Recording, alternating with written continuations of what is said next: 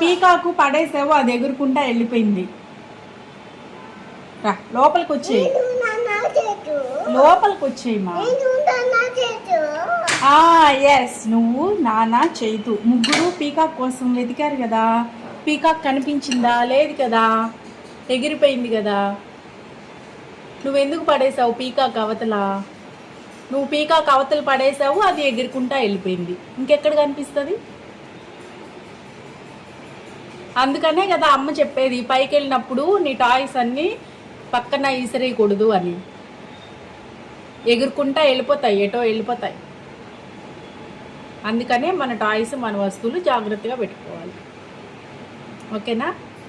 వింటున్నావా? జాగ్రత్తగా చెప్పు. ఇప్పుడే కదా వివరంగా చెప్పాను, పీకాకు ఎగిరిపోయింది అని. డింగ్ డింగ్ డింగ్ అనుకుంటా ఎగిరిపోయింది. నానా చైతు నువ్వు ముగ్గురు వెతికారు కదా, పీకాక్ లేదు కదా, ఎగురుకుంటా వెళ్ళిపోయింది కదా. రా లోపలికి రా. పీకాక్ లేదని చెప్పానా?